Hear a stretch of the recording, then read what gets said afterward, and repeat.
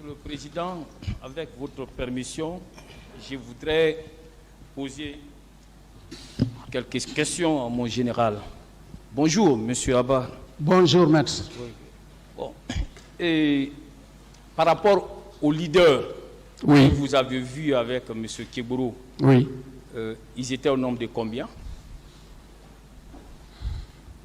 Je n'ai pas pu identifier les autres qui étaient là avec Elhaj. Qui vous avez pu dévisager? C'est Elhaj que j'ai vu, je l'ai salué, on a échangé. Très bien. Vous n'avez vu qu'Elhaj Cellou Dalein seulement. Il y avait peut-être d'autres avec lui, mais je n'ai pas identifié C'est que vous avez, celui que vous Voilà. avez pu identifier, je parle de ça. Oui. Vous n'avez pu identifier qu'Elhaj Cellou Dalein. Oui. Très bien, ça c'est très clair et précis. Et on va continuer. Et par rapport à la réunion, il y a une réunion qui a eu lieu. C'était la veille du 28 septembre. Le 27 septembre, au camp Alpha Yaya Diallo. Cette réunion avait connu la présence de tous les chefs d'état-major particuliers, de vous, monsieur le directeur général de la police et de votre adjoint. Mais vous dites que vous n'étiez pas présent à cette réunion. Vous le confirmez? Je le confirme.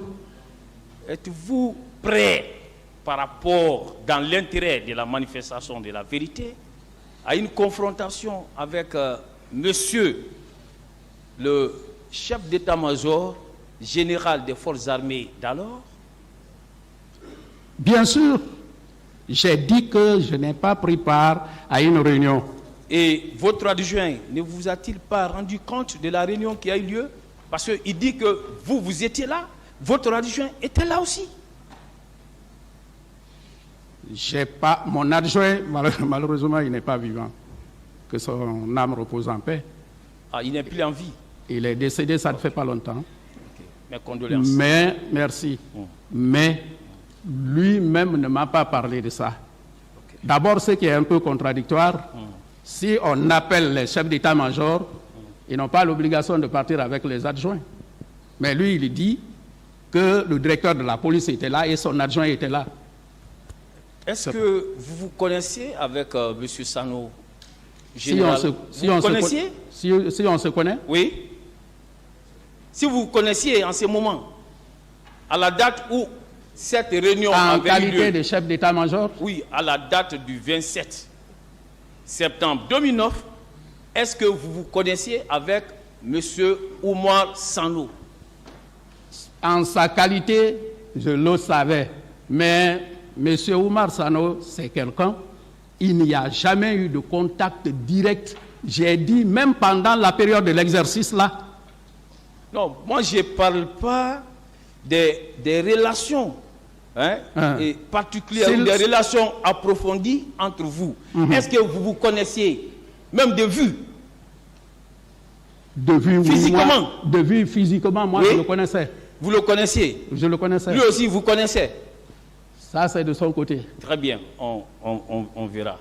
Mais il y a eu une autre réunion qui a été convoquée. Cette fois-ci, c'était au camp Samori. Avez-vous participé à cette réunion? À quel moment? Vous n'avez pas participé à une réunion là-bas parce que vous avez balayé d'un revers de la main tout à l'heure une question qui vous a été posée relativement à cette réunion. Avez-vous, oui ou non, participé à une réunion au camp Samori? C'est pourquoi je voudrais qu'on situe le moment. Si le moment avant et après le 28 septembre, ou même le jour du 28 septembre. Le jour du 28 septembre, dans mes explications ici, j'ai dit que le directeur de la police, de la protection civile, m'avait appelé pour me dire, si je n'ai pas été appelé, je lui ai dit non, personne ne m'a appelé. Et il me dit, il paraît qu'il y a une réunion au camp Samori. Je lui ai dit, personne ne m'a appelé. Et ensemble, on est convenu pour qu'on puisse s'y rendre et voir. Mais c'est en ce moment que j'ai dit, aussitôt arrivé, j'ai été appelé par le général Ansouman pour me dire qu'il y a cet autre fait qui se produisait alors au niveau du stade.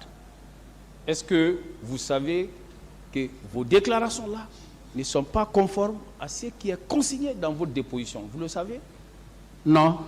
Très bien. Je vais donner lecture de votre déposition. Vous avez eu à déclarer ceci. Page 3.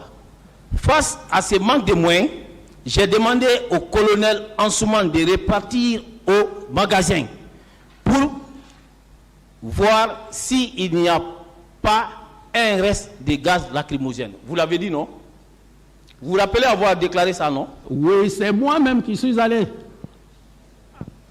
Ça, c'est contraire à votre déclaration qui est là. Oui. Très bien, je continue.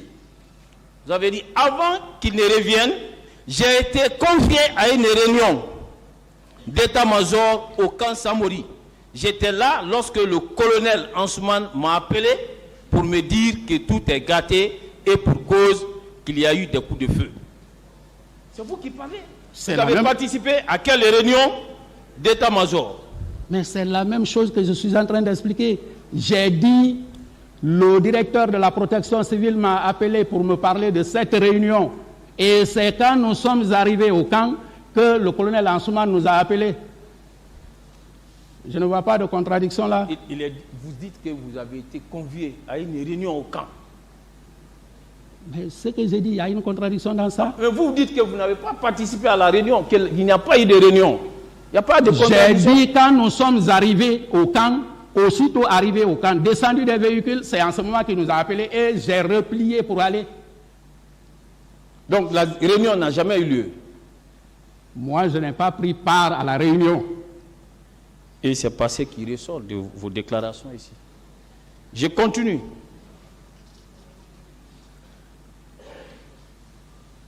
Et quels étaient les corps en dehors de la CMS qui étaient déployés parce que son commandant est passé ici? Quels étaient les corps de la police qui étaient déployés ces jours-là aux fins de maintien d'ordre?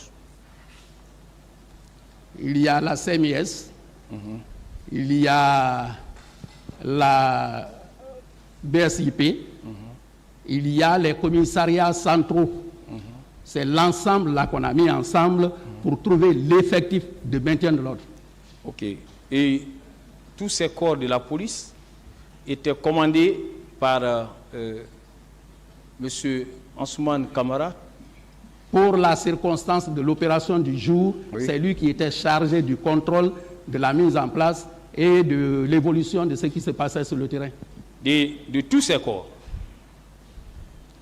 Alors, vous avez, et à plusieurs reprises, déclaré ici que le maintien d'ordre relève du domaine traditionnel de la police et que pour ce faire, vous n'avez pas besoin d'instructions pour agir. Est-ce que vous le maintenez? Bien sûr. Mais est-ce que vous savez que ces déclarations sont contraires à celles du général Bafoué, qui dit avoir été convié à une réunion au camp Samori, où il a eu des instructions particulières allant dans le sens du maintien d'ordre le 28 septembre et les consignes dont il devrait faire application, toutes ces consignes, alors il a eu à les relever dans son procès verbal de déposition. Alors, qu'est-ce qui expliquerait cette contradiction entre vous et la gendarmerie? Or, vous êtes tous chargés du maintien d'ordre. Premièrement, c'est lui qui dit qu'il a pris part à une réunion, qu'on lui a donné des instructions. Quelque part, il disait, quand il m'a appelé, il m'a dit, appelez le chef d'état-major général des armées. C'est pas comme ça que ça travaille. C'est pas comme ça que ça travaille. La police travaille avec sa hiérarchie. Si lui, il est allé participer à une réunion, qu'on lui a instruit de faire quelque chose, est-ce que sur le terrain, il va appliquer ce qu'il a appris dans l'apprentissage de son métier à l'école de police, ou il va appliquer l'instruction que le chef d'état-major lui a donnée? Je voudrais avoir votre réaction. Oui. Alors, puisqu'il y a une contradiction oui. entre vous, oui. qui était au moment des faits le patron de toute la police. Oui. Mais, et avec l'autre qui s'appelle Monsieur Baldé, général Baldé, qui était le patron de toute la gendarmerie. Oui. Et ces deux corps-là, ce sont les corps qui sont habilités à agir en cas de maintien d'ordre. Oui. Mais l'autre dit que lui, il a reçu des consignes. Mais vous soutenez le contraire. Par quoi vous expliquez cette contradiction entre vous? Mais lui, il dit qu'il a reçu des consignes. Et moi, j'ai dit que nous savons travailler selon ce qu'on a appris et selon ce qu'on doit faire. Les attributions. Vous prenez ça comme une contradiction? Non, ben, c'est une contradiction. Moi, je n'y veux pas. Faire ce qu'on a appris. Permettez-moi, vous savez, votre le patron était passé ici, le chef d'état-major. Le chef d'état-major général, il a dit que ce sont vos deux corps qui ont été retenus. Et comment se fait-il que l'un des corps reçoive des consignes que l'autre n'en reçoive pas? C'est pas explicable. On va continuer. Est-ce que vous saviez que lorsque vous agissez en ce moment, vous étiez officier de police judiciaire et que lorsque vous découvrez un cadavre, vous avez l'obligation d'en informer immédiatement monsieur le procureur de la République? Est-ce que vous l'avez fait? Le procureur de la République compétent, vous l'avez fait? Après la formation, à un certain niveau, la loi précise, à commencer par le directeur, jusqu'au commissaire, ils sont officiers de police judiciaire. Mais pour l'exercice, ils doivent être habilités par le procureur. Alors, quand vous êtes DGPN, vous n'avez pas cette habilitation. Vous agissez en qualité d'administrateur. Lorsque vous n'avez pas l'habilitation, oui, vous n'êtes pas OPJ et vous vous permettez d'accomplir des activités attachées à la qualité d'OPJ, n'est-ce pas une usurpation? Est-ce que je l'ai accompli? Je vous ai dit que j'ai fait appel à la direction centrale de la police judiciaire qui avait sous son contrôle des officiers de police habilités. Lorsque vous avez fait appel à la direction centrale de la police judiciaire, oui, est-ce que cette direction a travaillé en étroite collaboration avec monsieur le procureur de la République? Cela a été fait? Demandez-les. Est-ce que cela a été fait? Demandez-les. C'est vous la procédure en fait foi. C'est vous qui avez commandé. Est-ce que vous l'avez fait? La procédure en fait foi. Ça a été adressé au procureur. Est-ce que vous l'avez fait? Qui a désigné les techniciens qui sont intervenus et qui ont eu à déposer des rapports à votre niveau, plutôt qu'au niveau du procureur? Qui a désigné ces techniciens? J'ai bien dit. Le directeur central de la police a envoyé les équipes spécialisées pour les besoins de la cause. Le directeur central dont vous parlez, oui, c'est vous qui l'avez commis. Est-ce que ce directeur central avait une habilitation au moment des faits? En qualité de directeur de la police judiciaire, il est habilité par rapport à ses attributions. Permettez-moi. Vous dites tout à l'heure qu'il ne suffit pas d'être OPJ, qu'il faut avoir une habilitation. Je vous demande, permettez, vous étiez censé savoir que votre directeur central de la police judiciaire, placé sous votre autorité, s'il avait oui ou non une habilitation. Est-ce qu'il avait une habilitation? J'ai dit oui. Il avait une habilitation. Il n'est pas directeur central de la police judiciaire qui le veut. Oui. Il avait une habilitation. Oui. Très bien. S'il avait une habilitation, est-ce qu'il a travaillé en étroite collaboration avec le procureur? Je l'ai répondu. Il a travaillé avec le procureur? Je l'ai répondu, oui. Qui a commis les techniciens? C'est vous ou bien c'est le directeur central? Qui sont venus sur le terrain? Non. Vous avez dit ici que c'est vous qui avez appelé. J'ai appelé le directeur central. Oui, vous avez appelé aussi les techniciens. Lesquels techniciens? Je dis j'ai appelé le directeur central. Oui. Je lui ai demandé d'envoyer son équipe sur le terrain. J'ai insisté, j'ai dit de faire venir la police technique et scientifique. Et les deux équipes sont arrivées. Voilà. Donc, comme vous le voyez, Oui. c'est vous qui étiez le patron des opérations. Ce n'était pas le procureur. Vous ne pensez pas que vos agissements sont contraires aux lois de la République en ce moment? Non, je ne le dis pas. Permettez, je vais vous donner lecture des articles 14 et 72 de la loi 031 du 31 décembre 1998 portant code de procédure pénale au moment des faits. C'est très important, on ne va pas passer comme ça.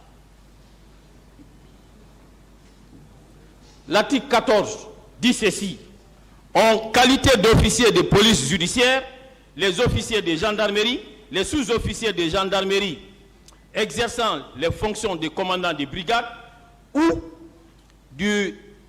ou chef de poste, les directeurs des services de police judiciaire, vous étiez au moment des faits directeur.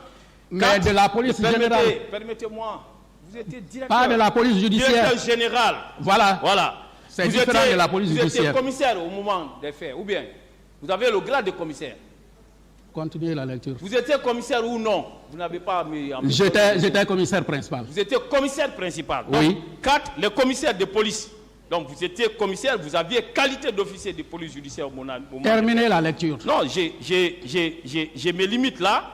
Alors maintenant, je vais faire état des dispositions de l'article 72 pour que vous sachiez que vous ne vous êtes pas comporté comme ça se devait. L'article 72. L'article 72. Avec la permission du tribunal. L'article 72 du Code de procédure pénale, au moment des faits, disposait ainsi qu'il suit. En cas de découverte d'un cadavre, qu'il s'agisse ou non d'une mort violente, mais si la cause en est inconnue ou suspecte, l'officier de police judiciaire qui en est avisé informe immédiatement le procureur de la République, se transporte sans délai sur les lieux et procède aux premières constatations. Le procureur de la République se rend sur place, sur le juge nécessaire et se fait assister des personnes capables d'apprécier la nature des circonstances du décès. Il peut toutefois déléguer aux mêmes fins l'officier de police judiciaire de son choix. Les personnes ainsi appelées prêtent par écrit serment de donner avis en leur honneur et conscience.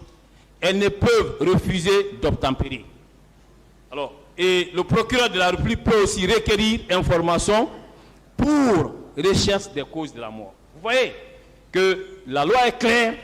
Au moment des faits, toutes ces opérations dont vous faites état devraient forcément être réalisées, accomplies sous l'autorité et la seule autorité de monsieur le procureur de la République. Est-ce que c'était le cas? Je ne sais pas, en fois, vous contestez ce que la direction centrale de la police judiciaire a eu à faire. Parce que ce que vous avez arrêté là, l'article 14 termine par la question d'habilitation. Vous n'êtes pas arrivé à ce niveau. Oui. Les habilités travaillent de concert avec le procureur. Et ceux qui sont venus sur le terrain, c'était eux qui étaient assermentés, c'était eux qui étaient habilités. Écoutez, à travers vous, nous voulons savoir, parce que c'est vous qui les avez commis. Hein? Ils ont travaillé avec vous et exclusivement avec vous. Alors, vous-même, lorsque vous êtes venu sur le terrain, il n'y a pas eu les rapports d'autopsie. Il devrait y avoir des rapports d'autopsie. Alors, ces rapports-là ne sont pas versés au dossier. Nous, on se demande où se trouvent ces rapports. Et c'est maintenant que vous voulez produire ces rapports. Est-ce que vous trouvez cela normal? Je vous dis que ce rapport, la copie a été déposée il y a longtemps. J'ai parlé de ça. C'est maintenant la copie n'est pas au dossier. Non, la copie est où? Vous me demandez, ce n'est pas moi qui ai l'ensemble des dossiers. J'ai dit que je l'ai déposé à la commission d'instruction. Un des confrères ici m'a dit, est-ce que ce n'était pas le juge Diawara? J'ai dit, je ne le connaissais pas en personne. Est-ce que c'est vous qui devez déposer ou bien c'est l'officier qui a eu à mener les enquêtes, qui avait qualité, puisque vous dites que vous n'étiez pas habilité, ou bien c'est celui-ci qui devrait le faire? C'est vous qui devrez le faire ou bien c'était lui qui devrait le faire? C'est moi qui ai été interpellé par la commission qui siégeait ici. Et quand je suis venu, On m'a demandé, est-ce que j'ai connaissance de la chose? J'ai dit oui, j'ai même eu une copie. J'ai dit bien, Oui. est-ce que votre subordonné qui a eu à travailler sur vos instructions, Oui. a-t-il déposé les rapports dont vous faites état auprès de monsieur le procureur de la République compétent? Demandez au procureur. Non, je ne demande pas au procureur, c'est vous qui êtes là. Écoutez-moi. C'est vous qui faites des affirmations. Comprenez ce que je dis. Lorsque la DPJ a travaillé sur un procès verbal, complètement dressé, signé avec tous les éléments, c'est adressé au procureur. La procédure en fait foi, ça a été adressé au procureur. Mais c'est quand moi je suis arrivé ici pour un témoignage, qu'on m'a posé la question, est-ce que la police a fait quelque chose? J'ai dit oui. Quel est l'élément de preuve? J'ai dit j'ai une copie de ce rapport, comme nous venons de le faire maintenant là. Et ce n'est pas versé au dossier. Nous, on ne l'a pas. C'est maintenant vous proposez des... Non, mais je ne propose pas. Je vous ai dit que j'ai donné à la commission... Non, ce n'est pas au dossier. Si ça avait été déposé à la commission, on aurait reçu copie. Mais qu'est-ce que moi je dois faire si je l'ai déposé? Donc, je voudrais savoir... Oui. Vous, puisque les copies n'ont pas été déposées, et puisque ceux qui ont eu à travailler ont travaillé sous votre coordination, savez-vous que ces corps-là ne devraient pas avoir pour destination un camp militaire? Est-ce que vous le saviez? Lorsqu'un OPJ travaille, il ne travaille pas avec un camp militaire. Vous le saviez? Vous ne m'avez pas compris.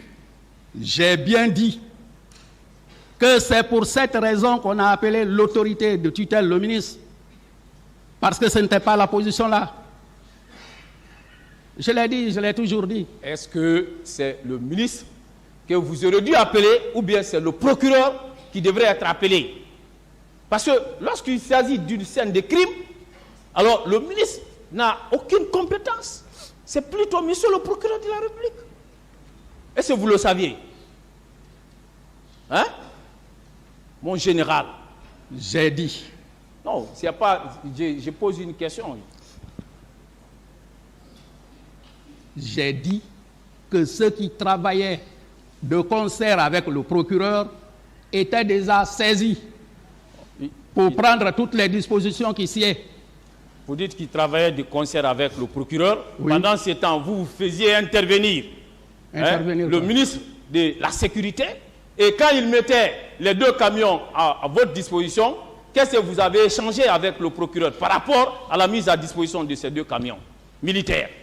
Puisqu'il ne s'agissait pas d'une affaire militaire lorsqu'il s'agit des cas de crime. Qu'est-ce que vous avez échangé avec le procureur? Moi, en procédant ainsi dans son domaine réservé. Moi, je n'ai pas échangé avec le procureur. Ouais. J'ai dit... Ouais, vous êtes venu faire des choses qui ne devraient pas se faire sur la scène du crime. C'est regrettable. Je vous remercie, monsieur. Merci.